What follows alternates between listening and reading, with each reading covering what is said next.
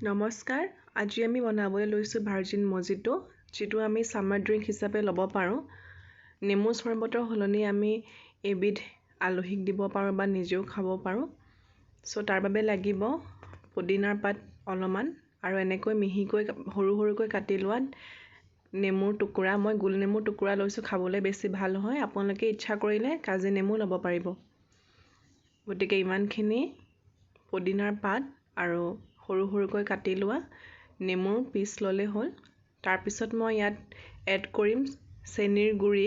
মই গ্ৰাইণ্ডাৰত মাৰি লৈছোঁ গোটা চেনিখিনি। চেনিৰ গুড়ি দিছোঁ 3 চামুচ।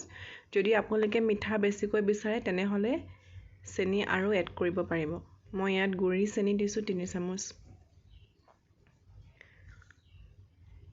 তাৰপিছত মই ইয়াত অলপ এড কৰিছোঁ ব্লেক সল্ট।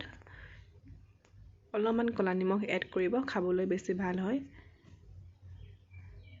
তাৰপিছত এইখিনি যিকোনো এবিধ বস্তুৰে ক্ৰাছ কৰিলে হ'ল।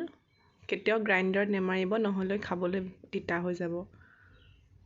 এইখিনি মই এনেদৰে নেমুকেইডোখৰ ক্ৰাছ কৰি দিছোঁ, যাতে তাৰ পৰা নেমুৰ ৰসটো ওলাই যায় আৰু নেমু গোন্ধটো থাকি যায়।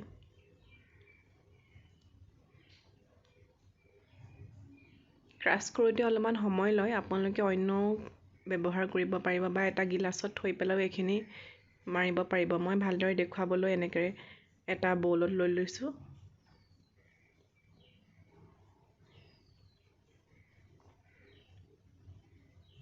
আলহী আহিলে বা নিজেও গৰম দিনত কিবা শীতল পানীয় ল'বলৈ মন গ'লে এইবিধ আপোনালোকে ব্যৱহাৰ কৰিব পাৰে।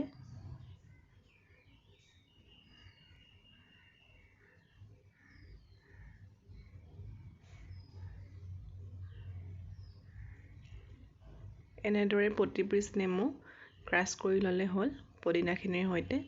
মই অলপ হাতেৰে মিক্স কৰি লৈছোঁ। তাৰপিছত আমাক লাগিব ছ'ডা। ছ'ডা সলনি আপোনালোকে যিটো পল' মৰ্টন পায়, পল' মৰ্টনটো গ্ৰাইণ্ডাৰত মাৰি লৈ পেলাই তাৰ 3 চামুচমান দি ব্যৱহাৰ কৰিব পাৰিব। তাতকৈ কিন্তু ছ'ডা দিলে খাবলৈ বেছি ভাল হয়। দেখিছে ছ'ডা দিয়াৰ পিছত বাবলছ আহি গৈছে।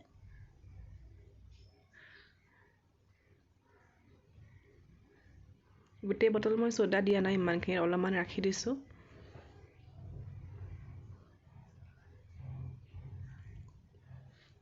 তাৰপিছত অলপমান আৰু ক'লা নিমখ দি দিছোঁ ছ'ডাখিনিত। ভালদৰে এইখিনি মিহলি কৰি দিব।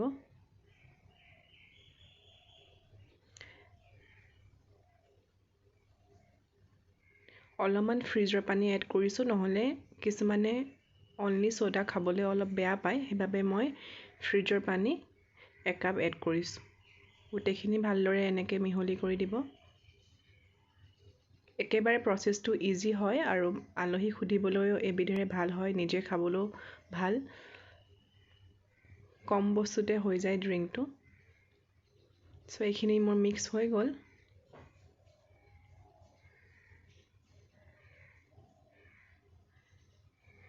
নেক্সট মই ছাৰ্ভ কৰিবৰ বাবে এটা গ্লাছত অলপমান সল্ট এনেদৰে লগাই লৈছোঁ।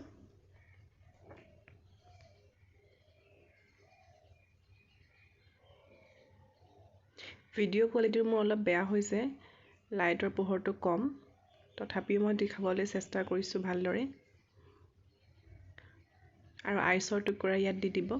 যিমান আইচ দিয়ে খাবলৈ সিমান বেছি ভাল হয়। মোৰ লগত অলপ আইচ কম আছিলে, গতিকে আপোনালোকে আইচ আৰু দিব।